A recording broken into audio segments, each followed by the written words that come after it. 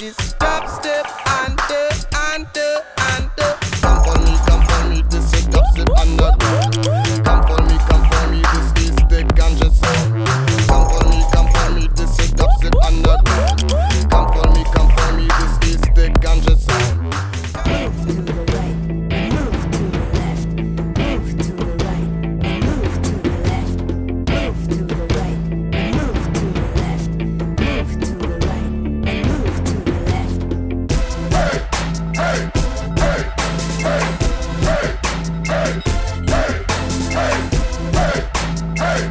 Salut les GPEX, bienvenue dans le DGP 974. On est là aujourd'hui. Le monde de la moto a pas mal vibré ce week-end à La Réunion, en France et je pense partout ailleurs. Donc on a Johan Zarco qui a gagné sur le circuit du Mans. On a eu la messe des motards, le plus gros rassemblement de motos à l'île de La Réunion. Donc on va revenir sur ces sujets, on va débriefer de la course. Mais je reçois aujourd'hui donc quelqu'un qui est connu dans le milieu de la moto à l'île de La Réunion parce qu'il fait de la compétition, lui, et puis maintenant son fils, et parce qu'on l'a déjà reçu dans le DGP 974. Donc salut Bertrand Boyer, mon frérot, ça va bien? Salut, merci encore pour l'invitation. De rien, j'ai réussi à t'attraper in extremis parce que Oui. je crois savoir que tu pars en compétition avec ton garçon, tu pars installer ton garçon en compétition Ouais. en métropole demain, je crois. Voilà, on part demain soir et oui, c'est une extrémiste. Le Grand Prix, c'était hier. Nous, on prend l'avion demain et la course, pour nous, c'est le week-end prochain à côté de Bordeaux. Donc tu me dis merci de l'invitation, merci à toi de me consacrer du temps parce que je sais que vu que tu es dans la compétition, l'organisation et tout, c'est quelque chose. Donc merci vraiment, merci beaucoup de jouer le jeu. Donc explique-moi exactement où en est ton fils et qu'est-ce que vous allez faire à partir de demain, qu'est-ce que vous allez faire? Le fiston, il entame sa deuxième saison en mini-GP, catégorie 190 cm3. C'est l'antichambre de la vitesse avant le FSBK. Donc ça peut évoluer sur L'objectif, c'est d'aller en FSBK, en Moto 3. D'accord. Et on fait la deuxième saison. L'année dernière, on a fait une saison, on va dire, d'apprentissage. Ouais. Ensuite, fin de l'année dernière, on a intégré une académie, Ah d'accord. la Ouais. KF78 Academy. Ouais. C'est une école de moto. Et cette année, on fait le championnat de France avec pour objectif atteindre le plus haut sommet dans la catégorie, quoi. Il est en de bonne voie de manière objective. Oui, il est en de bonne voie. Il a beaucoup progressé par rapport à l'année dernière. Ce qu'il peut faire maintenant, il ne le faisait pas l'année dernière. Et le coach, le team manager et l'équipe entière ont décelé quand même son potentiel. Et ils travaillent dans ce sens pour qu'on puisse atteindre le podium et pourquoi pas les victoires en cours de saison, quoi. En tant que compétiteur, t'es comment comment est-ce que tu vois ça? Moi, honnêtement, En tant que compétiteur, ça veut dire là, tu mets la vie de perdre de côté. moi, je le vois dans le bon sens. Je le vois très proche de quelque chose. Ouais. Pourquoi pas ce week-end, d'ailleurs. C'est ce que je lui souhaite. Donc ce week-end, il y a quelque chose à jouer déjà ce week-end quand Oui. vous partez là? Oui, oui. Ouais. Parce que la première manche, au Mans, on a fait 4e à la première course. Deuxième course, Au Mans, c'est le circuit où c'est le ils ont circuit cours. à côté. C'est Ah le d'accord, circuit- ok. c'est le petit circuit, en fait. D'accord, ok. Parce que c'est des petites cylindrées, donc on ne roule pas encore sur le grand. L'année prochaine, oui. Au Mans, on fait une première manche 4e. Deuxième manche, il part 6. Il fait des petites erreurs, il chute. Bon, il paye l'apprentissage. Mais le rythme était là. Ouais. Et voilà, la deuxième, on va essayer de mettre tout bout à bout pour qu'on puisse aller chercher le podium, voire une victoire de manche, quoi. Donc ça, c'est sa deuxième année. Et en tant que papa, c'est quoi ton avis? Ben, moi, en tant que papa, je veux le meilleur pour lui. Et comme je lui dis tout le temps, s'il n'avait pas de niveau, je ne l'aurais pas poussé à faire ça. D'accord. Et on n'aurait pas mis autant de force, autant d'efforts Ouais. pour qu'il puisse réaliser son rêve. Après, c'est mon fils, donc oui, je vois en lui quelque chose, mais maintenant, les autres aussi autour, les étrangers, entre guillemets, voient aussi Ouais, un d'accord, petit ouais, potentiel. d'accord. Donc, c'est que je ne me suis pas trompé. Oui. Donc, on va essayer Ça de fait pousser. plaisir. Voilà. Et une dernière question. Lui, il est comment est-ce que lui... Il a quel âge? Il aura 15 ans au mois de juillet. Comment est-ce que lui, il vit ça? Comment est-ce que ça se passe pour lui? Depuis qu'il a intégré l'académie, il mange, il dort, il boit moto. Il a fait un énorme travail sur lui-même au niveau physique. Il a perdu 16 kilos entre décembre 2024 Ah, si je le vois, je le et reconnais janvier plus. 2025. Ouais, bien. Parce que le team manager lui a dit Ouais. la Parce que vitesse, ça joue beaucoup en moto. il était en surpoids par rapport aux autres petits Ouais. de sa catégorie. Et du coup, il s'est mis au poids. Et il se donne à 100%, quoi. Donc, on ne va pas lui enlever ça. Et j'espère et je croise les doigts pour lui qu'il réussisse dans le domaine, quoi. Ben, je croise les doigts aussi, je te souhaite ça. Moi, idéalement, je dirais pas que si, je peux dire, mon rêve, ça serait que demain je sois amené à supporter un Réunionnais dans une catégorie de course de vitesse. Ça serait l'idéal. Je pense que voilà, il manque de ça, il manque de ça. Il manque de ça et honnêtement, les Réunionnais, on n'est pas moins que les autres. En travaillant, Ah non, il y a du talent, il y a du il y a potentiel. du talent à La Réunion. Ouais, En ouais. travaillant, on peut y arriver. On a 2 autres Réunionnais dans les 2 autres catégories. Léo Grondin qui roule en 160 et Thomas Nourri en 115. Ouais. Thomas joue le haut du tableau. Léo un petit peu moins, il est dans le, on va dire pas le bas de tableau, mais entre les deux. Ouais. Il se jauge encore. Ouais. Mais il y a du niveau. Il faut travailler, mais ça va venir. Les Réunionnais nous, il nous manque des infrastructures ici, mais une fois qu'on a pris le rythme de la métropole, on est dans le coup. Hein. Il y a le talent nécessaire. Exactement. Avec le travail, tout arrive.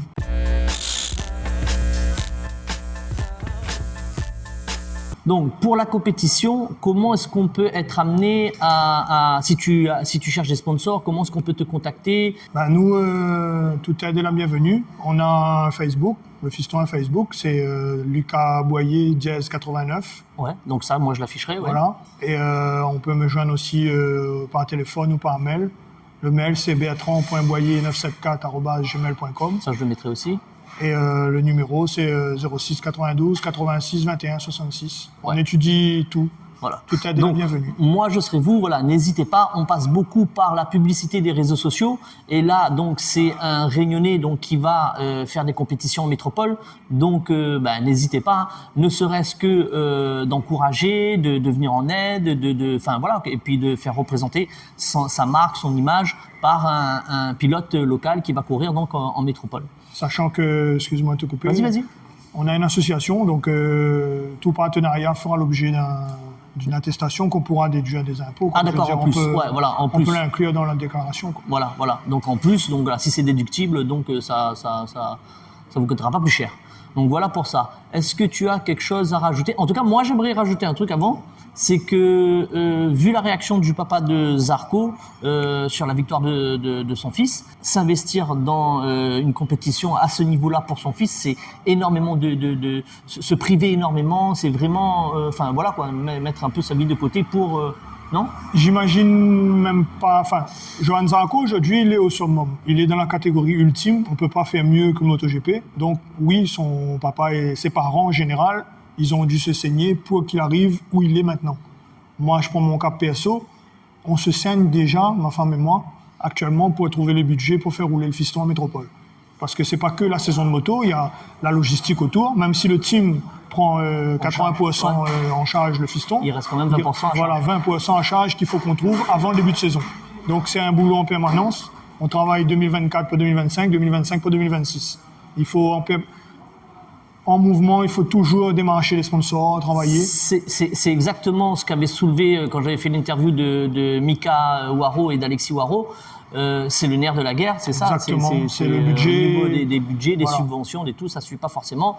Donc on le redit une fois de plus, ça serait bien. Il y a du talent à La Réunion, ça serait bien d'un petit coup de pouce, ça fait toujours du bien, quoi. Parce que nous, notre but à nous, le fiston, lui, il me dit tous les jours, il veut aller le plus loin possible dans le monde de la moto. Il veut même se professionnaliser dans le milieu, être pilote pro. Donc moi, je lui dis, il faut bosser dès maintenant. Et c'est là qu'il faut, entre guillemets, marquer son empreinte. Parce que les recruteurs, il va être repéré, de toute façon, les recruteurs, ils viennent voir les gamins. C'est pas quand tu as 17, 18 ans qu'ils te remarquent, tu vois. C'est trop tard. Donc c'est maintenant qu'il faut bosser. Une question comme ça, je ne sais pas si elle se pose ou pas. Est-ce qu'il y aurait une éventuelle possibilité qu'ils finissent en Moto 3, en MotoGP et Moto 3? Si on travaille... Il y aurait des chances? Oui. C'est une possibilité qu'on ne peut ne pas fermer. Si ça se trouve, ça ne se présentera pas, mais je veux dire, éventuellement, ça pourrait être possible. Ça peut être possible si on bosse dur et si on se donne les moyens. Je prends le cas d'un autre Réunionnais, Enzo Bellon, qui en ce moment est au top de sa forme. Et, il est chez CIP. Le team CIP, c'est un team qui roule... lui, il roule en mondial junior en Espagne, dans le team CIP. Il fait le mondial junior et c'est la passerelle avant le Moto 3 mondial, celle qu'on a vue hier. Ah, d'accord. Donc s'il arrive à faire des résultats dans cette catégorie-là, dans un an ou deux, il est en Moto 3 mondial. Putain, tu me dis ça, j'en ai En plus, il est dans le team, on va dire team passerelle, parce que la fédération française travaille avec le CIP. Donc c'est l'équipe où il faut être dedans pour aller en mondial. Et Enzo, il a intégré cette équipe-là par ses résultats, par son niveau de performance. Et c'est tout en honneur à lui et à son père, parce que c'est un gamin qui bosse depuis très longtemps. Son papa, je le connais très bien, et Samuel fait des gros sacrifices pour que Enzo arrive à son objectif. Et croisons les doigts aussi. voilà, pour on que ça croise paye. les doigts pour lui. Ouais, Et ouais. moi, j'ai dit oui, si mon gamin il arrive à bosser dur et on est au bon moment, au bon endroit, oui, pourquoi pas aller en mondial. C'est un objectif. Maintenant, le mondial, c'est le summum. Il ne faut pas non plus se mettre de barrière trop haute. Pour pas être déçu, voilà, pour pas être tomber, déçu. pour pas chuter. Moi, je dis, allons palier par palier. Ouais, ouais. On est en France, essayons de gagner le France. Si on a une opportunité en France, on continue. Si on a une opportunité d'aller en Espagne, on va en Espagne. Si on peut aller demain en Europe, on va en Europe. Et plus tard, en mondial, on ira en mondial. Enfin, je vois les choses comme ça. Chapeau. Parce Moi, qu'être je dis chapeau. gourmand, je dis des fois... Non, chapeau, respect. Respect aussi donc à tous les papas comme Bertrand. Donc il y a eu Mika, il y a Fabrice Lambert, il y a Nacio que je connais aussi, que j'ai vu ce week-end à la Messe des Motards. Et vous avez vous avez tout mon respect, un peu d'amour aussi, mais pas trop parce que vous êtes des bonhommes et moi j'aime les femmes. Mais j'ai beaucoup de respect pour vous, beaucoup d'admiration pour ce que vous faites pour vos garçons, ce que vous leur faites vivre. Et voilà, je suis très admiratif de ça. Donc c'est pour ça que j'aime retranscrire ce que je vois à travers les vidéos. Merci. C'est la passion, en fait, qui nous donne... C'est la passion. Effectivement, c'est la passion. Si j'étais pas passionné... Et toi, tu es passionné de moto, donc tu fais ce média-là, et voilà. Et on te remerciera jamais assez, parce que personne ne médiatise le sport moto, que ce soit le motocross, que ce soit la vitesse, que ce soit les runs. Il n'y a pas de média qui retransmet ça. Ah, c'est dommage. Ça, j'ai Il y a déjà plus dit. de médias. Ça, je l'ai déjà dit. C'est dommage. Tu vois, C'est donc, dommage parce qu'il aujourd'hui, y a quand des on a une trucs à petite faire. fenêtre... Et puis, je pense que ça ferait bouger un peu les mentalités politiques et les mentalités aussi, je pense, budgétaires. On aurait un peu plus à donner à ce sport-là ou à faire tout simplement dans les infrastructures. Les ce genre structures de pourraient trucs. sortir de thé.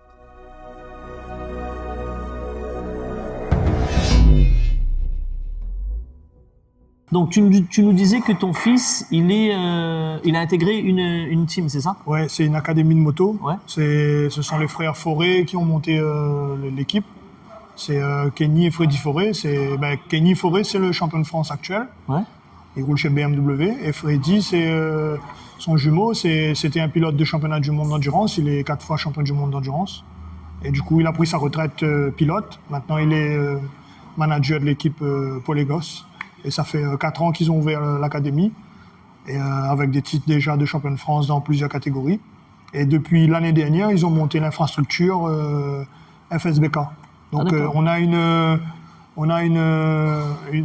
panel de catégories où le gamin il peut commencer de la 115 cm3 et finir à la 600, voire à la 1000 chez Honda. Et ça se perpétue dans l'équipe. Donc on a un tremplin, une passerelle.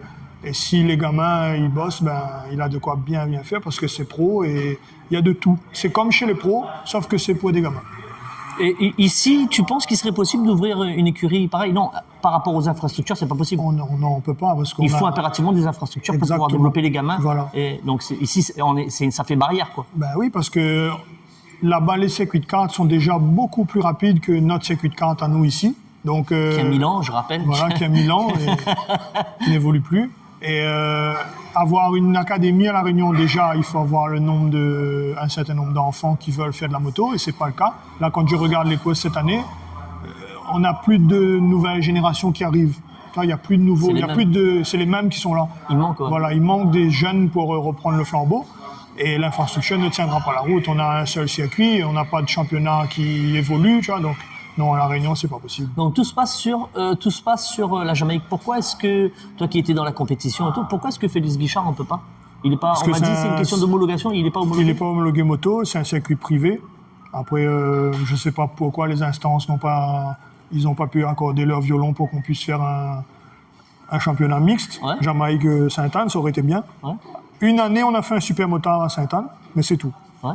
Mais depuis, rien, à part les runs moto et runs voiture.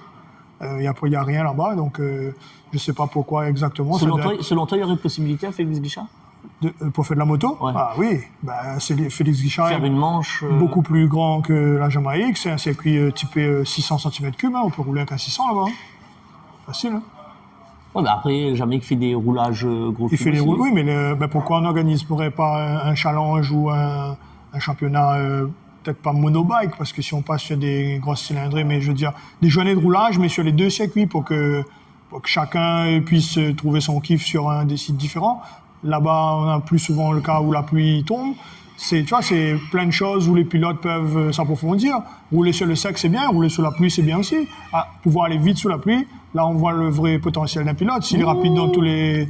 Moi, je te dis, pour le peu que je roule plus beaucoup aujourd'hui, mais comme il roule, mais voilà lui, les gars sur le sec, et dès qu'on est dans la pluie, m'a déjà dit ça dans une vidéo, oui, mais... tu vois le niveau...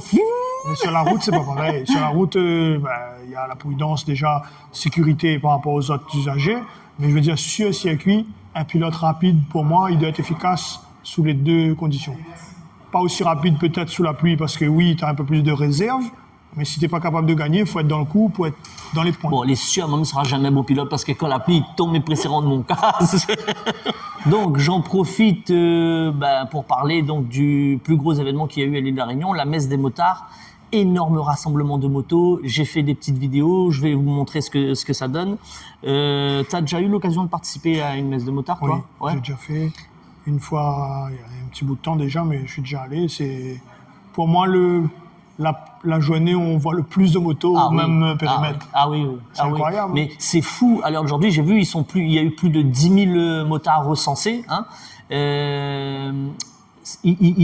Pour moi, il y en a de plus en plus chaque année. Moi, j'y vais tous les ans. Et tous les ans, je vois de plus en plus. Ça s'élargit. D'ailleurs, ils mettent des motos sur les terrains, ils ouvrent des parkings et tout. C'est un truc de malade. C'est le plus gros rassemblement de l'île. Il y a de tout. Moi, je suis tombé sur un gars déguisé en Deadpool. Je suis tombé aussi sur un gars qui avait la moto. Il a fait un casque tête de mort avec des flammes, Ghost Rider et tout. Mais franchement, et puis, à la fin de ce rassemblement, donc tous les motards arrivent, ils se garent, et à la fin du rassemblement, il y a la messe, et à la fin de la messe, il y a le prêtre qui vient, le prêtre ou l'évêque qui vient et qui monte sur des motos, donc des quads là pour l'occasion, et il baptise avec de l'eau bénite donc toutes les motos qui sont présentes voilà. Donc c'est un énorme événement. Moi je tenais à en parler parce que j'y étais et j'y vais chaque année.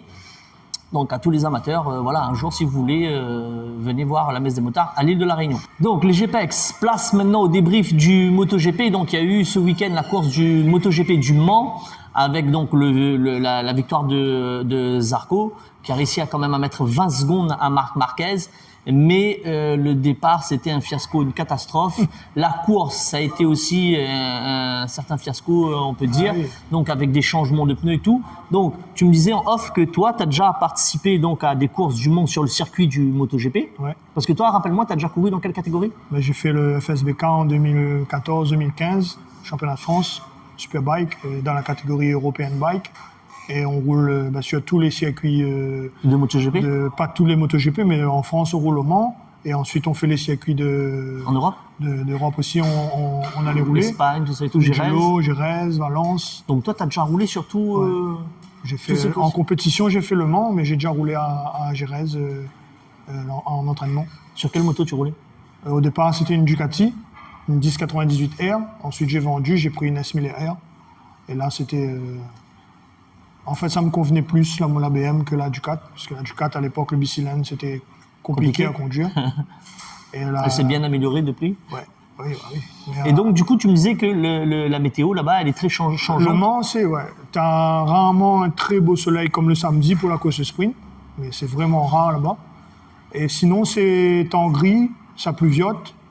Donc, tu ne sais pas si tu peux aller en slick. C'est exactement ce qui s'est passé. C'est exactement ce qui s'est passé. Le scénario. Ou soit ça flotte et c'est quand même, j'aimerais préciser que, me rappelle une fois de plus que nous ne reçoit pas n'importe qui, une cause du Mans, nous reçoit un gars qui a fait une course sur le Mans, un Réunionnais. Donc voilà. Qu'est-ce que j'allais dire? Mon premier podium championnat de France, c'était au Mans. Ah, en plus, tu as déjà fait un podium au Mans? Le podium que hier, Zarco lève la coupe. Ma monte là-dessus avec mon magnum champagne.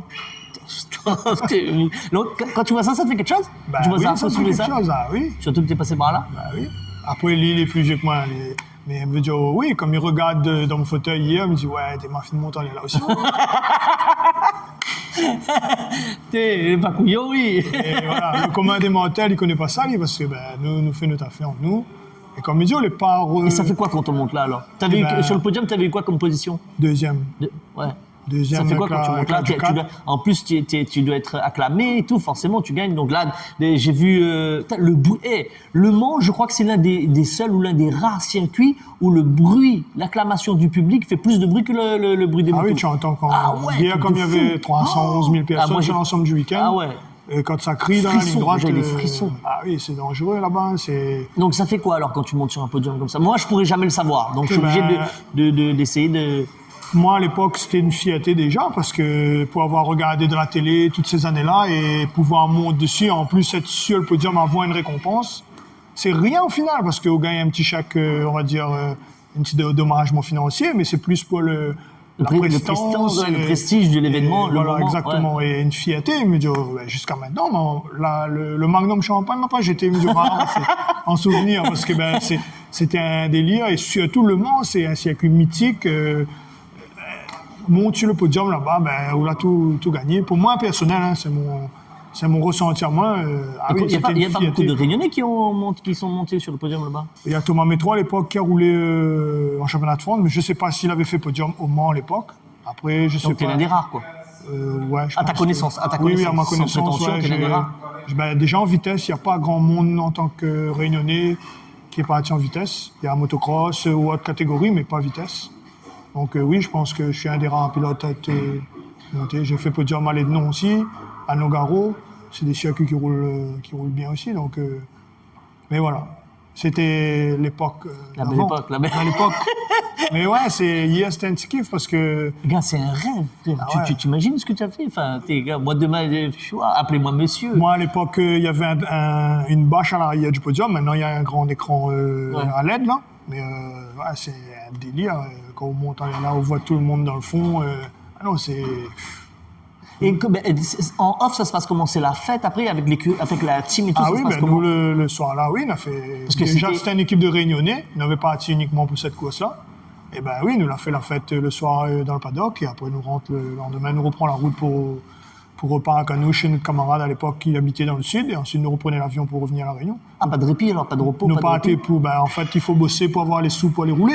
Tu vois, donc. Ouais, ouais, ce que n'ont pas les pilotes de MotoGP. C'est leur boulot, ils sont payés pour rouler. Quand ils ont fini, là, Zarco, il récupère le trophée, et avec son magnum de champagne, il prend sa voiture, il rentre chez lui, ou l'avion, ou je sais pas quoi, qu'est-ce qu'il fait, mais lui, il va pas ranger la moto, il va pas démonter le paddock. Ouais, il y a rien, une lui. équipe, ouais, une Lui, c'est écurie, un une pro, équipe, il ouais. est payé pour ça, donc.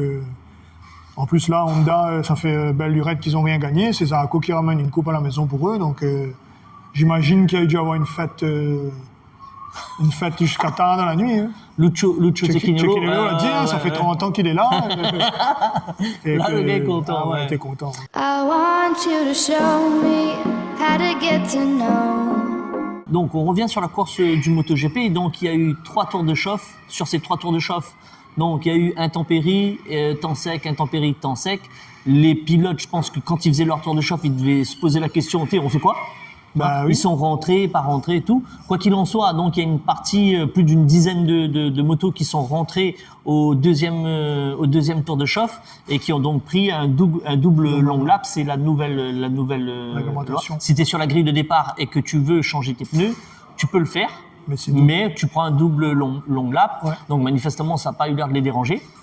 L'un des seuls qui a mis ses pneus pluie et qui ne les a pas changés, donc qui n'est pas passé ensuite en pneus slick. Les pneus slick, c'est des pneus en gomme qui accrochent sur le bitume en temps sec.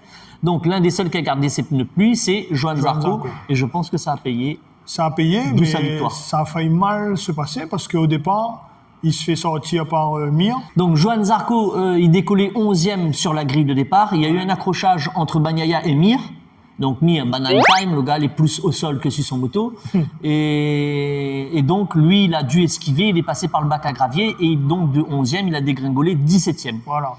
17e, lui, il avait ses pneus pluie, donc il est resté tout le long comme ça, sauf que devant, entre les longs laps et les chutes et les changements de moto pour un coup pneu pluie, pneu slick, etc., donc tous ceux qui ont pris un double long lap et qui ont pris des pneus slick ont dû rentrer pour Rentrer, mettre des changer, pneus pluie ouais. parce que il y avait la pluie a commencé à s'intensifier et donc lui il est resté et à mesure de tous ces faits, tout s'est fait, à un moment donné, Johan Zarco s'est retrouvé leader de la course au 8e tour exactement. voilà. Au 8e tour, il s'est retrouvé, donc avec tous ces changements, tous ces cafouillages, il s'est retrouvé leader.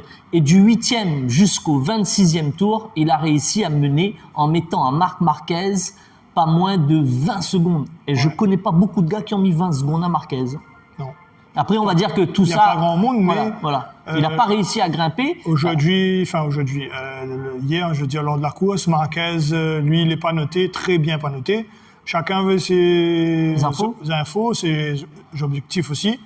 Zarco, il voulait absolument une victoire pour décrocher son compteur chez Honda et pour avoir encore un peu plus de notoriété vis-à-vis d'Honda. Il en a beaucoup. Hein. Et Marquez, lui, il joue au championnat et il n'était pas noté déjà par rapport à son frère qui était deuxième, qui a chuté aussi. Ouais. Et surtout, je veux dire, il n'avait pas grand-chose à faire de Zarco, même s'il aurait aimé gagner, c'est sûr. Ouais. Mais deuxième, c'est une très très bonne opération pour lui hier. Et Johan, lui, il fait le... Donc pour moi, Zarco a gagné. Zarco, en fait, il faut savoir que j'ai l'impression qu'il est très très très apprécié de tout le monde, des autres équipes, du public, des commentateurs. Et il est très très apprécié. Oui. Ça a l'air d'être un super bon garçon. Et moi, il m'a donné les frissons et limite les larmes aux yeux. Le gars, il a fait pleurer. Le commentateur, il n'arrivait plus à parler tellement. Il pleurait. Le père, il pleurait. Il y en a beaucoup, en fait. Et puis, il a marqué aussi, même s'il n'est pas champion, il a marqué son nom dans l'histoire, puisque ça fait 71 ans qu'il n'y a pas un Français qui a gagné en championnat de France au Mans. Donc, Pierre Monneray, je crois. Exactement, c'est ça. Ouais. Et donc voilà, là-dessus, c'est un exploit. Mais pour moi, le grand gagnant, c'est Marquez. Ouais. C'est Marquez. Le gars, il prend 20 points et derrière la concurrence, le deuxième, son frère, et Bagnaia, les deux chutent. Donc là, il a fait un envol au niveau du championnat. Lui, il a tout... lui, pour moi, là, voilà. Il a fait le hold-up parfait. Ah voilà, le hold-up parfait, exactement. Ouais. Après, Alex était en bonne posture pour faire une bonne opération, mais il est tombé 2 fois. Après, il a chuté 2 fois. Pas de chance. La première fois, il a réussi à repartir, et puis la deuxième fois, il est tombé. Non, il n'a pas pu. Et Bagnaia, il fait du Bagnaia, quoi. Non, il fait pas du Bagnaia. Non, Bagnaia, le pauvre, depuis qu'il est passé de la Ducati 2024 à la 25, il arrive pas à trouver. Il n'arrive pas à trouver ses marques. Et je donc, ne sais pas si c'est la Ducati ou si c'est l'aura de Marc Marquez dans le stand. Oh, je pense que ça doit ça doit jouer beaucoup. Parce que lui, en fait, jusqu'à présent, il était dans les petits souliers rouges, il était servi comme un prince. Un Italien gagne chez une équipe italienne, il n'y a personne qui vient le chambouler, entre guillemets. Là, t'as un Espagnol qui arrive, qui soi-disant est foutu, qui d'un coup de revers vole la vedette. Ah oui, là, il n'est plus le petit chouchou. Ensuite, puisqu'on était en France, donc grand vainqueur Zarco, j'arrête pas de le dire parce que c'est très important. Et le petit Français Fabio Quartararo qui avait une livrée spéciale pour la course du Mans. Très jolie d'ailleurs. Enfin, pour moi. Personnellement, moi je trouve. Non, c'était joli. Blanc, bleu, rouge. Le package moto combi casque était top.